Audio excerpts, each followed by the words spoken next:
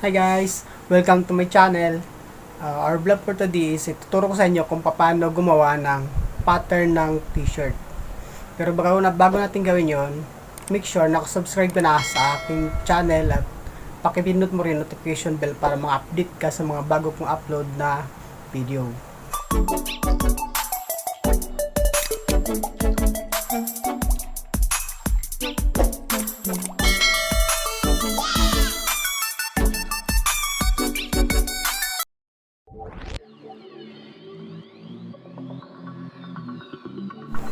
Hi guys! Welcome po ulit sa aking channel. Turo ko sa inyo ulit kung paano gumawa ng pattern ng t-shirt. So una, syempre, pag gagawa tayo ng pattern, gagawa muna tayo ng borderline sa taas. So ating borderline. Then, so ang gagawin nating pattern ay medium size. So, ang medium size, ang sukat niya sa shoulder ay 17 divide 2, it is magiging 8 in 1/2. Yan. Tapos, ang liquid niya 6 and a half divide 2, so yung 3 in 1/4. Then mula dyan guys, baba tayo ng 1 inch para 1 in 1/4 para sa shoulders loop. And then connect natin ito. Yan.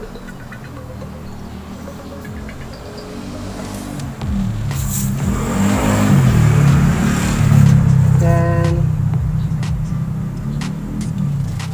mula dito, baba lang tayo ng 1/2 inch. And then, akit tayo ng 1/2 inch din doon. T-shirt lang naman kasi to. Kaya malit lang ano ito. 1/2 inch, then 1/2 inch. Para ma-sure natin siya, pwede natin i-tip o ganyan. Para magtapat, para pagka yung shoulder siya, pantay siya. So, yan, lagyan natin ng touch doon. Then, dito.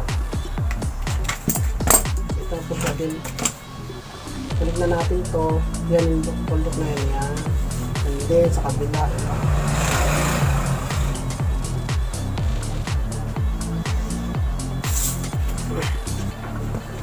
and then mula dyan guys, baba tayo ng 1 inch para sa neckline ng back. Tapos back neckline, curve natin siya papunta doon sa back. Sa back, ganyan. Ano man na lang guys, para ganyan. Pwede naman ito.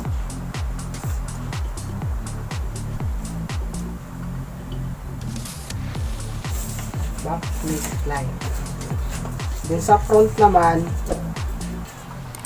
bababa tayo ng 3 in 3/4.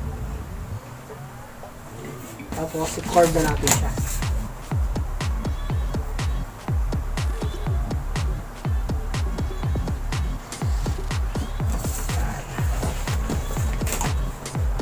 Kung ating back neckline.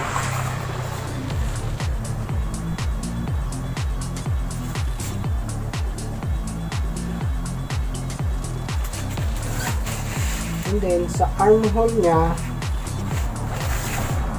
ang armhole niya ay 18, so divide to magiging 9 inches. So baba tayo ng 9 inches na dito.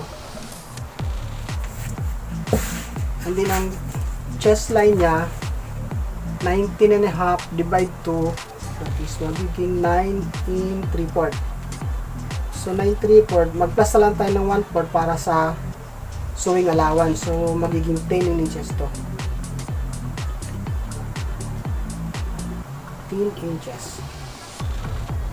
13 niya. Gamitin natin para sa chest line.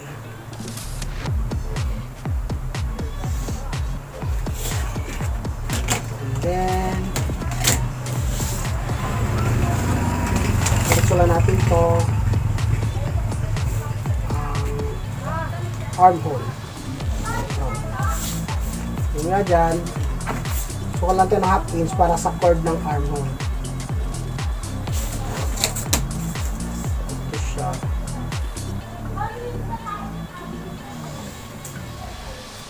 Yan na ang front ng armhole. Yan naman yung back. Yung back naman, magastos na hapos dito. So, 1/2 inch, so dito ka lang dyan. Diba? Okay, ikodo natin siya para sa back part. Yan. Dapat lang pala. And then, ang length ng medium size ay 27 guys. Ang length ng medium ay 27 inches. 27 plus hem bottom 1 inch, may 28. Sabay na natin yan. Ito yung length ng t-shirt, dito yung allowance ng hem bottom 1 inch. Ang width nun ay 10 inches ginawa natin doon. So ano yun guys, bali 40 inches paikot yung circumference to. So di-divide mo lang siya 4. Di-divide ng 4, magiging 10 inches.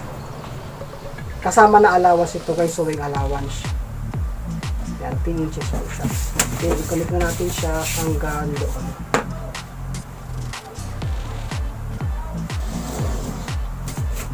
Yan na ang ating pattern ng t-shirt. Front and back. So ito yung back, then ito yung back, naman yung front. Ayan, pwede natin siyang gupitin. So pwede natin yung back para may trace natin para dun sa front.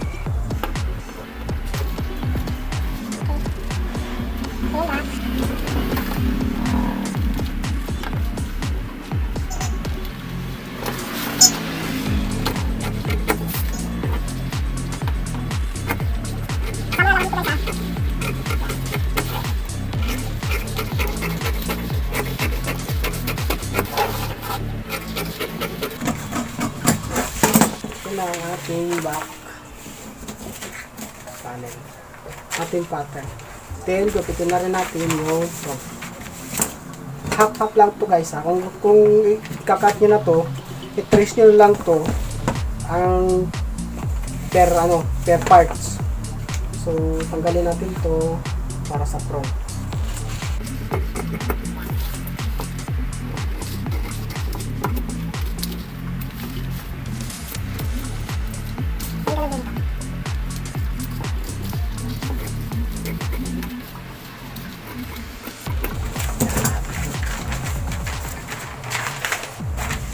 Ito yung back, ito yung front. Ito yung front. Ito yung back.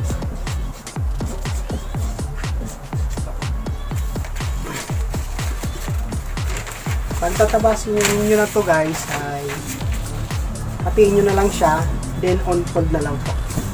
So fold nyo lang po sa tela, pagtatabasin nyo kung isa-isa lang. Pero kung marami kayo, buuin nyo na to, gawa ka na another pattern din para buo na yung pattern na ganito. Yun, by parts yun. Okay, then next naman natin guys, yung sleeve nito, paano to i-drawing.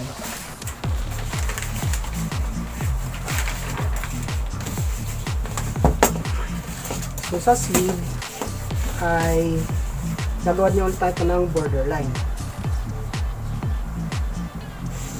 Yan. So ang length ng sleeve para sa medium ay 7 inches. And then yung hem sleeve no, yung sleeve opening 14, divide mo sa to 7 inches. And then yung armhole 18 divide to magiging 9.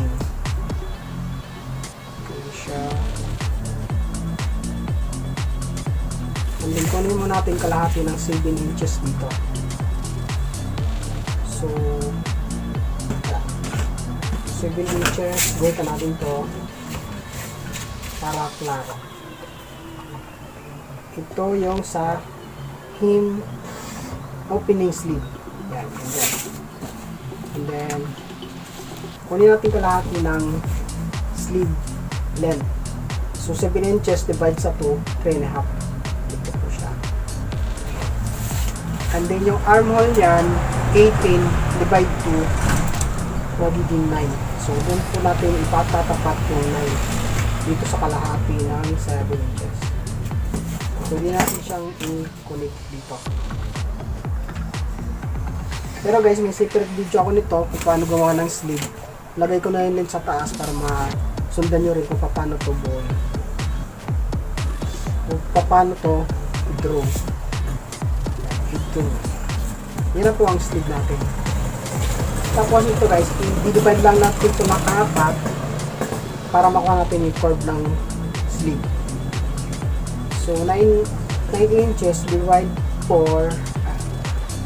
Kunin natin kalahati dito na 4.5, and then 2 and 1/4, 2 and 1/4.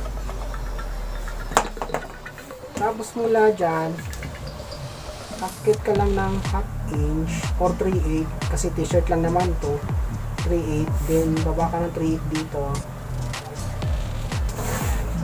Saka natin i-cord ng gamit ang frame start.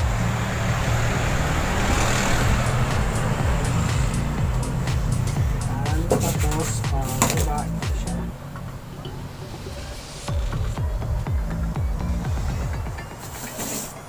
Yan na ang ating sleeve.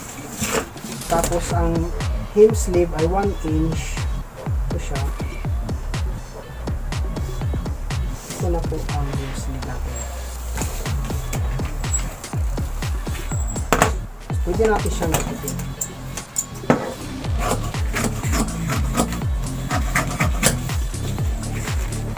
Tapos ito guys, copy nyo lang to para makuha nyo yung copy ng sleeve dito sa hem sleeve. Allowance. So pag pinapit ko ito guys, mag-allowance lang kayo ng 1/2 inch dito para sa sewing allowance. Dito lang sa taas, 1/2 inch kasi gagawa pa tayo ng back, front and back dito. 1/2 inch po. Dito naman, 3/8 lang.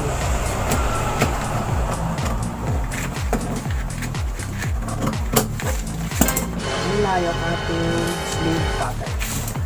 Yan, para makuha natin yung front and back nito, yung allowance natin dito, aalisin lang natin siya na parang ganito.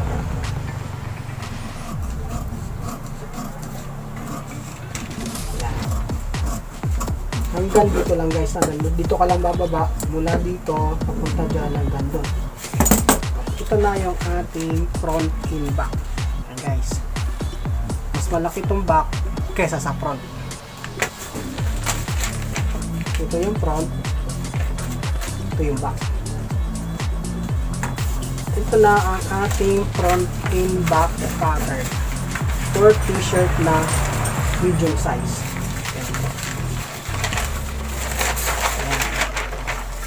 So yun guys, kung tatabasin nyo to sa tela, so paghiwalay nyo na lang to, yung sa gitna, din on-fold ang ano mo na lang, on-fold na lang pag tinabas mo sa t-shirt. Pero kung maramihan ng kakat mo, buuin mo na lang to, ititrace mo lang tong ano na to para makabuo ka ng isang pattern ng by parts. Okay. Yun lang po guys, sana namin natutunan kayo kung paano gawin ang pattern ng t-shirt. Basic lang naman to guys. At yun naman po, pero bago magtapos, huwag mo kalimutan mag-subscribe kung hindi ka pa nakaka-subscribe sa aking channel, and pag-like mo na lang ang video na to. At next naman ito guys ay bubuoyin na natin to ang t-shirt para makita natin resulta ng pattern na to. So guys, see you in the next video.